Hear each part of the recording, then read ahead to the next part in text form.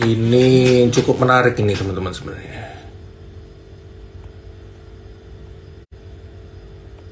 Oke, kita akan coba sebelum kita bahas ke yang lain, kita akan coba bahas sedikit mengenai komoditas ya. Jadi kalau kita lihat komoditas minyak ini kan bergerak menguat lagi. Ini adalah chartnya ya. Jadi kalau teman-teman perhatiin sejak announcement itu komoditas minyak ini kan udah bergerak menguat ya untuk Brent. Ini teman-teman lihat pengumumannya itu kan sekitar minggu lalu dia terus bergerak menguat terus. Jadi sentimennya adalah ini teman-teman. Jadi OPEC ini kan memangkas untuk productionnya 2 juta barrel per hari karena ngelihat harga minyak ini rendah nih teman-teman. Jadi kalau mereka sebagai negara produsen minyak, mereka pasti kan berharap harga minyak ini tinggi biar lebih cuan. Intinya kan seperti itu. Jadi itu melihat harga minyak terlalu rendah, tapi sebenarnya di satu sisi ternyata permintaan dari Amerika Serikat ini membaik masih. Ini juga kelihatan ya di sini teman-teman. Ini kelihatan dari angka productionnya, dari angka konsumsinya untuk minyak. Ini kan masih bertumbuh ya dari Amerika Serikat, sehingga ini membuat OPEC buat kayak, oh ya udah kalau gitu kita potong production aja. Akhirnya harga minyak naik. Terus sebenarnya yang cukup menarik adalah di sini ya. Kalau teman-teman perhatiin, orang-orang kan banyak yang nanya nih. Lalu hubungannya korelasi antara harga minyak dan inflasi itu seperti apa? Ya kan? Kalau kita perhatikan, ini adalah chart yang kita bikin ya dari tim investment specialist, melihat bahwa sebenarnya korelasi antara harga minyak dan inflasi teman-teman. Jadi rule of thumb-nya ini pernah dikatakan oleh Jerome Powell ya. Setiap 10 dolar per barrel, setiap kenaikan harga minyak 10 dolar per barrel, ini dapat menaikkan inflasi 0,2% dan melambatkan pertumbuhan ekonomi. Ini di luar kenaikan harga-harga bahan pokok dan sebagainya ya. Ini kita cuman ngelihat dari harga minyaknya doang. Jadi kalau harga minyak ini untuk Amerika Serikat ya teman-teman. Jadi harga minyak itu naik 10 dolar per barrel, inflasi naik 0,2. Ditambah lagi kalau harga minyak naik, pasti harga bahan makanan, harga komponen, harga ini, harga itu, semuanya ikutan naik. Sehingga itu akan selalu ya berbanding lurus dengan antara inflasi dan kenaikan harga minyak. Nah, inilah yang membuat market itu mulai masih mengekspektasikan, waduh ini kayaknya susah nih untuk inflasi Amerika Serikat turun. Jadi kalau inflasi Amerika Serikat itu susah turun, berarti kan The Fed harus menaikkan suku bunga lebih agresif ya. Jadi itu yang mulai di-pricing-inkan oleh market. Lalu kalau kita lihat jadi untuk bursa regional ini seperti apa? Ya, bursa regional seperti yang teman-teman ekspektasikan, ini masih bergerak terkoreksi ya. Bursa regional, ini Dow Futures udah bergerak di zona hijau. Tapi kita nanti lihat nanti malam seperti apa. Ini bursa Asia mayoritas masih merah, bursa Eropa ini bergerak mix. Di Jerman ini sudah dibuka hijau. Tapi untuk rata-rata sih market kemungkinan juga masih akan bergerak volatile ya. Sebenarnya terus yang bisa menjadi sentimen positif apa nih teman-teman? Dari tadi kan kita bilang wah ini kayaknya negatif. Ya kan? Lalu kemungkinan yang bisa menjadi sentimen positif apa? Menurut saya untuk untuk Q4 ini kita bisa masih fokus di komoditas. Wah, emang komoditas batu bara masih menarik, Bro Glenn? Menurut saya ini bisa menjadi last push untuk di komoditas batu bara ya. Untuk tahun ini mungkin ya ini adalah nafas-nafas terakhir untuk tahun ini teman-teman. Untuk tahun ini kita bisa lihat ini adalah story yang mungkin ya nanti menjelang winter kita masih bisa ngeliatin batu bara. Tapi setelah itu ya mungkin kita harus sudah move on ke sektor lainnya. Kenapa batu bara? Kalau teman-teman perhatikan,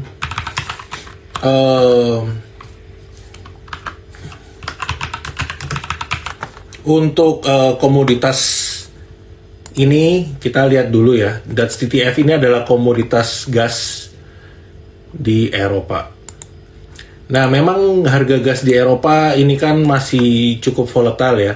Karena kan mengikutin nanti untuk supply demand. Kalau teman-teman tahu ini harganya kan sebenarnya udah mulai turun karena ada dua hal. Yang pertama, Jadi kayak dari produsen supplier gas dari Rusia, Gazprom, itu mereka kan mengatakan oke, kita akan mulai supply gas ke Eropa lagi nih teman-teman. Jadi itu bisa menjadi sentimen positif. Lalu di luar itu kalau kita perhatikan beritanya ya, jadi di Eropa itu kan mereka sudah ada pasokan gas sampai bulan Oktober. Nah itu di Jerman teman-teman. Jadi itu bisa menjadi salah satu penyebab kenapa harga natural gas dan TTF ini turun. Cuman perlu teman-teman ingat selalu ya, ini untuk komoditas energi itu mirip-mirip. Menjelang winter, konsumsi untuk komoditas energi ini kan naik. Mau itu batu bara, mau itu natural gas, menjelang winter itu naik. Nah, jadi kita bisa ekspektasikan nanti di bulan November, bulan Desember, ini bisa ada kenaikan nih teman-teman. Nah, kalau ada kenaikan, ya kan, tentunya untuk komoditas batu bara kan juga ikutan naik. Karena batu bara adalah substitusinya dari natural gas tadi, contohnya misalnya. Jadi menurut saya, kayak apalagi kita melihat di China, ini kan ekonominya udah mulai reopening, dan sebagainya. Jadi ini bisa menjadi satu sentimen positif untuk komoditas batu bara. Bisa kita bilang ini akan menjadi last push ya untuk menjelang winter nanti. Apakah mungkin kalau komoditas batu baranya harganya misalnya mencapai harga tertingginya, ini kan berarti tertingginya ini di kisaran 400-an ya. Menurut saya agak susah kalau bisa balik ke kisaran 460 ini. Cuman untuk bisa bertengger let's say di dekat-dekat 400, di harga sekarang sampai 400 ini masih sangat mungkin. Karena balik lagi kayak yang saya bilang tadi, itu kan untuk konsumsi batu bara, komoditas energi ini akan meningkat ya menjelang nanti winter. Nah, terus kalau gitu saham-sahamnya menarik apa nih? Kalau kita ngomongin ini, saya akan bahas sekilas aja ya untuk komoditas batu bara ya, karena mungkin teman-teman udah bosen banget kita ngomongin coal terus. Tentunya kalau kita ngomongin komoditas batu bara, ya salah satunya Adaro sebagai salah satu yang terbesar ya teman-teman. Jadi untuk Adaro ini sebenarnya cukup menarik, cuman ya teman-teman perlu perhatiin ya, ini kan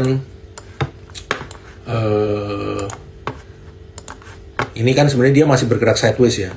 Kalau dia ada koreksi-koreksi mendekati support, teman-teman bisa lakukan entry.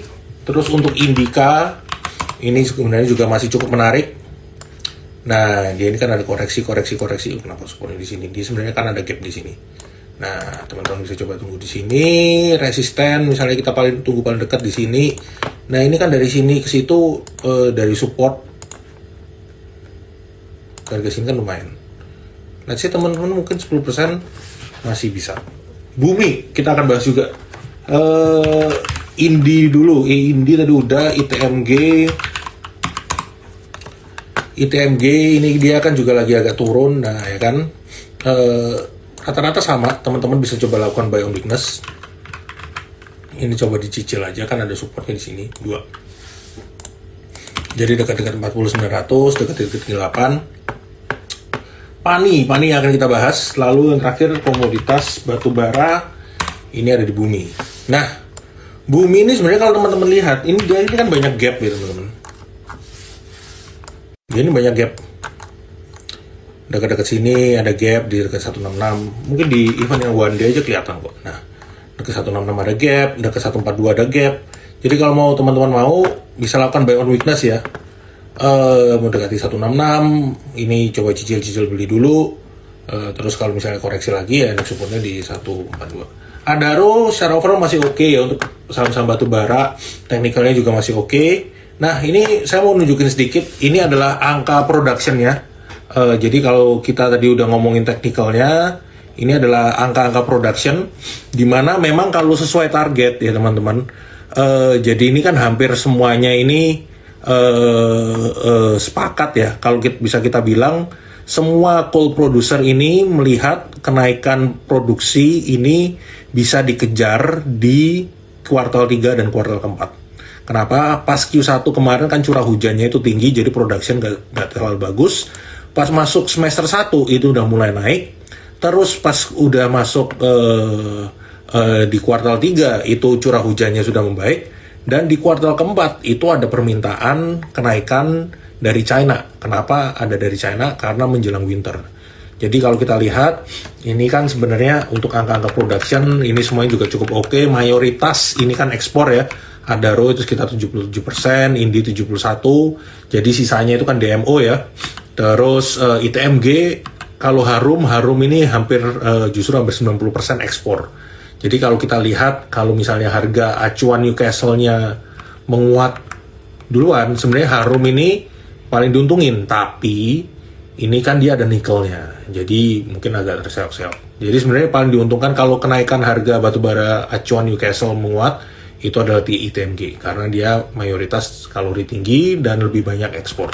Kalau bumi ini masih banyak jual ke dalam negeri ya teman-teman. Jadi memang kalau bumi ini agak susah kalau kita mengacu kepada Newcastle-nya sendiri. Jadi kalau untuk bumi mungkin ya kita lebih liatin dari technical dan juga dari ICI ya namanya. Kalau ICI itu untuk Indonesia tuh, untuk harga batu baranya Indonesia seperti apa. Nah itu mungkin yang perlu kita perhatikan ya teman-teman. Kalau kita lihat di ICI, ini kan juga sebenarnya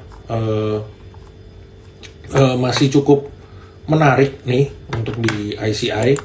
Untuk ICI ini kan belum ada, juga belum turun ya. Ini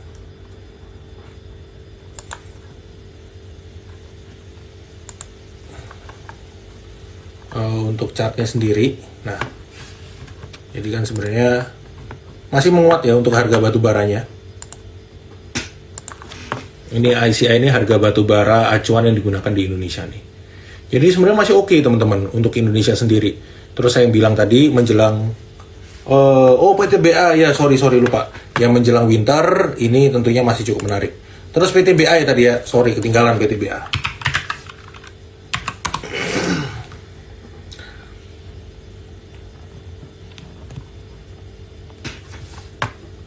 PTBA ini kan dia mostly dalam negeri ya, dan juga ada mengikuti harga DMO.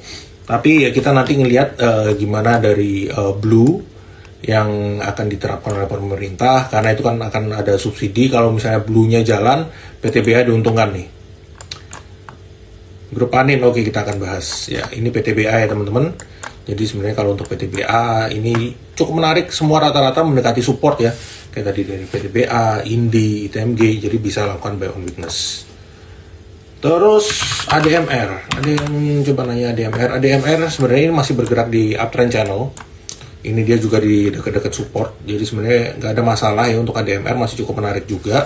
Teman-teman bisa lakukan buy selama dia nggak break ke bawah 17.20, itu untuk ADMR. Bumi tadi sudah dibahas ya teman-teman, jadi kalau teman-teman ada yang ketinggalan, itu nanti teman-teman bisa coba cek ya. Itu untuk yang ketinggalan, kita ada rekamannya, itu teman-teman tinggal masuk aja ke Instagramnya Trimega Sekuritas, di situ ada replaynya. Oke, setelah komoditas batubara kita akan bahas komoditas minyak. Seperti yang saya tunjukkan tadi di sini ya. Jadi komoditas minyak ini kan masih bergerak menguat ya teman-teman. Kenapa menguat? Ya karena OPEC ini dia cut production, terus konsumsi dari Amerika Serikat ini menguat. Ya kan? Kalau kita perhatiin di sini, sebenarnya dari Amerika Serikat ini angkanya masih konsumsinya meningkat nih kalau teman-teman perhatiin ya kan. Konsumsinya masih meningkat, jadi itu bisa bikin harga minyak sebenarnya masih menguat. Medco sebenarnya ini masih bergerak sideways ya, kalau dia break berpotensi untuk melanjutkan penguatannya ini Medco sebenarnya. Terus kalau oil-oilan proksinya sebenarnya yang langsung gapnya Medco di berapa? Apakah sudah ditutup? Sebenarnya gap kalau kita ngomongin gap yang di bawah ini masih ada ya Pak ya. Dia ini ada di dekat 930. Ada gap di 930. itu belum ditutup sebenarnya gap yang di bawah sini. Kalau yang di atas ini juga, yang di atas nggak ada gap sih sebenarnya, yang di bawah justru. Elsa gimana ya pergerakannya? Elsa sebenarnya mirip-mirip nih. Nah, masih bergerak sideways, kena resisten, ya kan? Ini kena resisten di sini, terus akhirnya kempes. Jadi mungkin ya ini terus kan dia ada gap di dekat-dekat sini ya, ada gap di 314 teman-teman untuk Elsa. Terus Pegas seperti apa? Pegas ini sebenarnya yang menarik. Ada gap udah ditutup. Hari ini juga kembali bergerak menguat ya teman-teman. Kalau kita lihat ini dia kan ada potensi untuk melanjutkan penguatannya. Supportnya ada di 1785 dan 1735. Jadi untuk komoditas minyak ini masih cukup menarik nih sebenarnya teman-teman. Jadi teman-teman boleh coba. Pegas gak jadi. Ini Pegas nih teman-teman. Ini Pegas nih. Ya kan? Nah, ya jadi Pegas ini masih cukup menarik kalau teman-teman cari ide. Oke, terus di luar komoditas minyak ada apa lagi? Kayaknya tadi ada yang nanya panin ya, grup-grup panin. Oke, kita akan coba bahas untuk grup panin. Ini grup panin.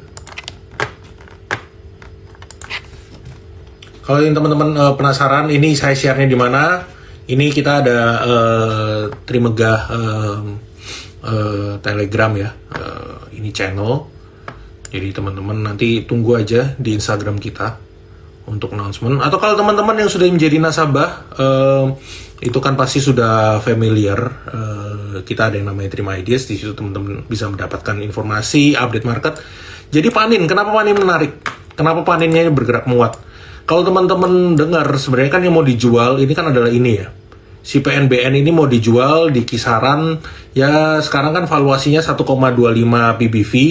Biasanya secara historis bank-bank itu kalau dijual itu di 1,5 sampai 2 kali PBV teman-teman.